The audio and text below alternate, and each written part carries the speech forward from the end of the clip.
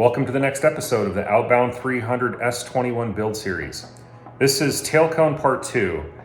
In this episode, I'm going to be doing more work getting close to finishing up the tailcone, at least to a stage where I can join it to the cage.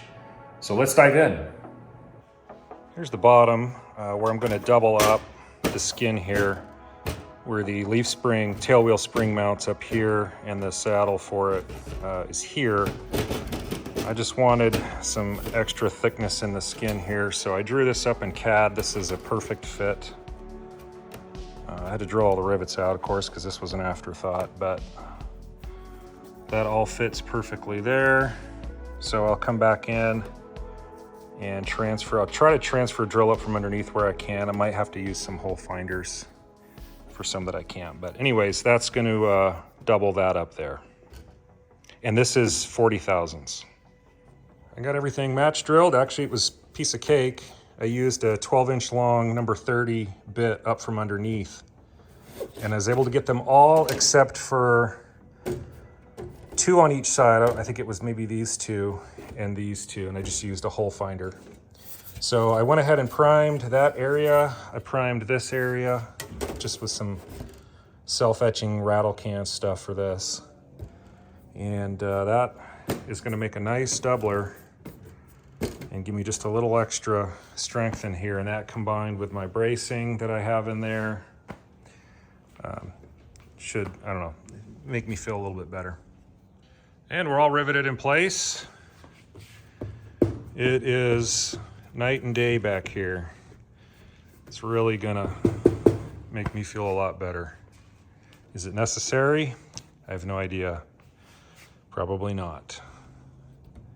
But I like it. I am getting ready to install the BAS pull handle. I've located where I'd like it to go. I've got my doublers placed. I've got them marked, measured. It was about 2.5 inches forward on both sides to the back edge of the doubler. And that will, if I pull my cables, that will give me plenty of clearance here, a couple inches. So that's a non-issue. And where I have it set does not appear to be bulging out the skin here, or neither will it pull it in when I rivet it all together. So I'm hoping I got it set right, because if it's shifted fore aft not quite right, it's either gonna bow out right there or it's gonna suck in. But I believe I have it set pretty good. So next what I'll do is right now I've just got the pull handle setting in place, just kind of wedged in there. I'll take that out and I will match drill and rivet my doublers in place.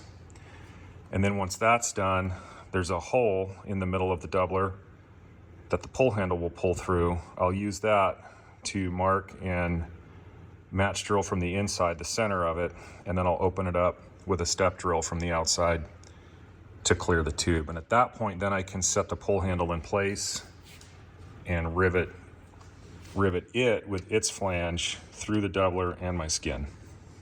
I've got my doubler plate located. I have it drilled, got it cleat in place. I found the center of the hole for the pull handle, got that drilled, so I can go ahead and open that up to a little over an inch, I guess.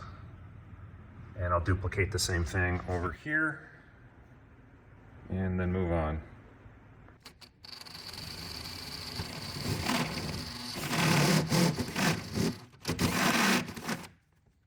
Got this one drilled, got that one drilled over there. That was a little precarious. It's a big ass hole I'm putting in the side of the plane. But I got that in there. What I need to do now is I can move this. I need to center this one in here, and then go ahead and match drill. Well, I need to clock it to where the taper of the tube seems to rest nicely. And then at that point, match drill these holes on both sides. And at that point, take it all off, deburr it, and it should all go back together just fine, and final rivet. I've pulled the tube out, wrapped it with some tape to take up the gap between the tube and the fuselage skin. And that has it centered pretty nicely. I've done the same thing over there. And what I'm gonna do now is I need to clock the tube here to where it seems to be happiest with the taper of the tail cone. And that appears to be about right there. So I'm ready to go ahead and match drill this one. And over here as well.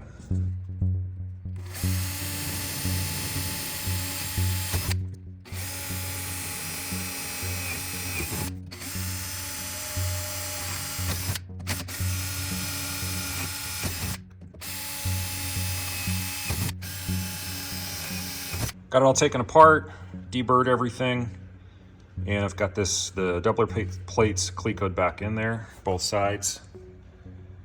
And now I'll go ahead and rivet the doubler plates in place. And for that I'll use, let's see, it's probably gonna be a 41, because this is an 062 and that's a 20.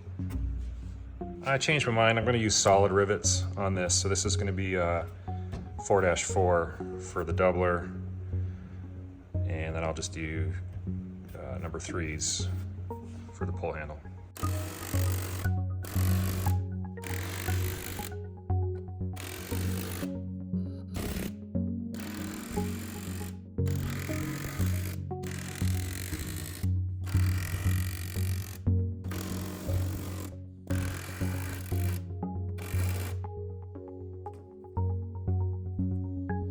Got the pull handle installed. Everything is riveted in place. And it really wasn't that bad. I was a little concerned about, I was kind of dreading doing this for the last week. Just making sure that, I didn't get anything crooked or in the wrong spot, but best I can tell, got a good install here. Really happy with that. And I'm glad I went with the doublers that I made.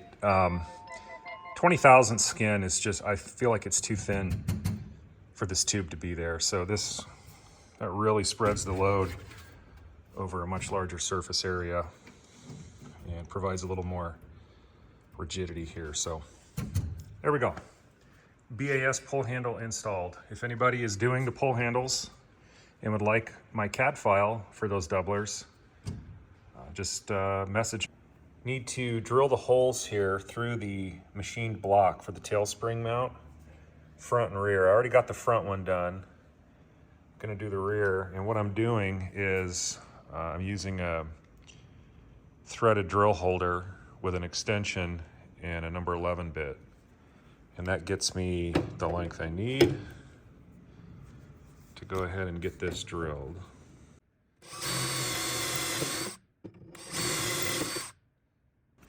Putting a ADS-B antenna back here. I have to do 2 of these, one for my Dynon ADS-B unit, and then of course one for the transponder itself. The transponder one I'm gonna stick up behind on the floorboard somewhere. This one, I wanna get it back away from that one. I'm gonna run it back here behind station 7. And I made a doubler for it out of some 032. This happens to be some material from an old Cessna 150 fuselage I have sitting in my side yard. It's like a 1977 150. It's pretty much scrapped out, but this is, for material like this, it's great because it's free. So I made that to fit there. I drilled it out to fit the pattern of this Rammy antenna. So what I'll do is I'll transfer drill the doubler through the bottom skin. I'm just gonna use -3 rivets or number 3s, 3/32 for here. They don't need to be anything but bigger than that. And then I'll transfer drill these holes through, and then my antenna will be able to mount somewhere about right there. Got the doubler riveted in place. Everything looks good. And that's where it'll mount up. Working on this top closeout piece at the aft end here. And I have to match drill through here into the top longerons on both sides.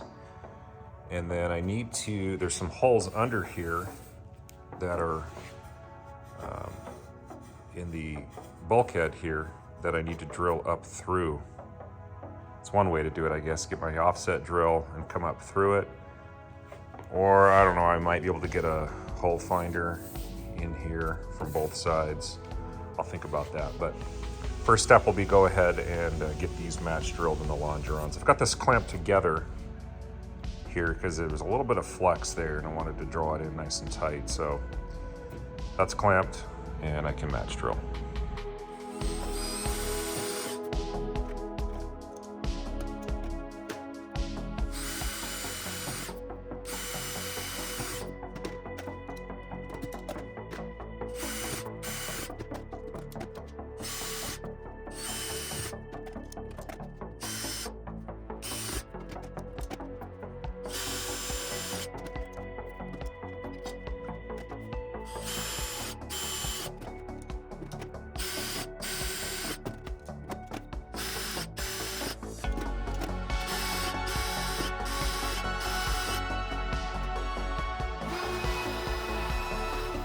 For these holes here, I think I am just going to do the hole finder. I've unclecoed this end. I'm leaving this one in here so that this piece doesn't shift on me and nothing moves. And I'm going to work my way in halfway. I'll undo this cleco, put it over here, and come in from the other side, and that should work. I am able to fish it in here. There's one hole. There's another. I'll have to feel for them, but they're there. So the first hole is going to be right there. I'll go ahead and get these all drilled.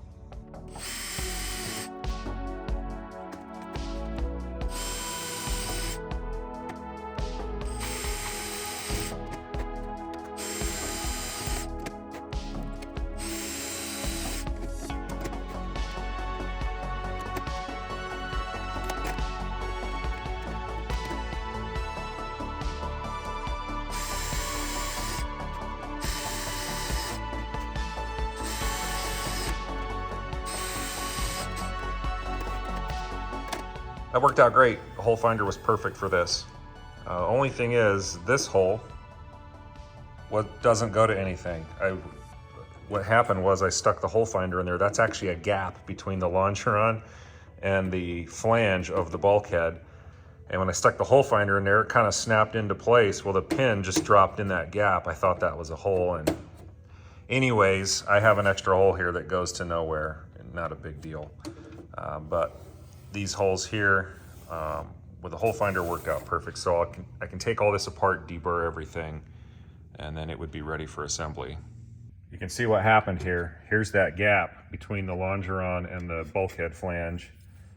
And you know, the hole finder's just got a little pin that's supposed to slip into a hole. Well, when I slid it in, it dropped in there, and then I tried to move it around and it didn't move because that's almost the exact size for the pin to drop in. So that's how that happened. No big deal. For deburring the holes on the underside of the top longeron here, I think the easiest tool is going to be my in and out deburring tool. It's got a little spring-loaded blade here that I can pop this in through the hole, pull up on it slightly, give it a slight spin, and it'll deburr the bottom side of all these holes.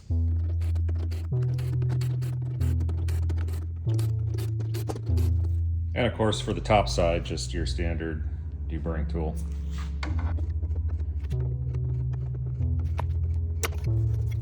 This is all fit, deburred, put back together, clecoed.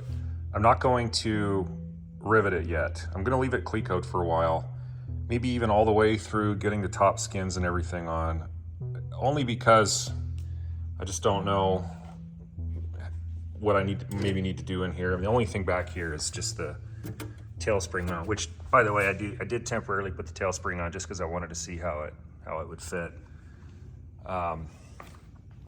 So probably no reason to not rivet this, but I am going to hold off just a bit. In watching a video from Eddie Gill, says this is a great time to flip the cage up on its back, and you can get in here and do some work to some things. So I'm going to go ahead and do some of that here and get this thing prepped and ready for mating to the tail cone. Well, that's going to do it for this episode. It's a little bit of a shorter episode. It wasn't very extensive. Not a whole lot was done. We got the BAS tail pull handle installed. The doubler up underneath the tail spring was installed. The closeout at the top section at the very rear was installed, or at least match drilled. So that'll be it for this one, because next I start really spending a lot of time working on the cage prep and getting the cage ready for mating to the tailcone. Also, this episode I'm trying using DaVinci Resolve for editing. I have been using Final Cut Pro, and it was acting really weird, and it was starting to bog my system down. So in any case, I am using a new editor right now, and I haven't used DaVinci Pro to any extent in a long time. I used it a few years ago for some projects, so I'm kind of getting back into it. So the editing style may look a little different, the color may look a little different. If you notice, that's why. I'm gonna give DaVinci Resolve a shot here and play around with it some more. It seems to be faster editing for me, so anyways, it's just a bunch of nonsense not related to the airplane build. I just wanted to let you know if you see something different, that's why. Next episode's coming up, probably gonna be cage prep, as well as seats. And I got another episode coming for the baggage, rear aft baggage area as well, and a couple other things coming. So thanks for watching, like and subscribe.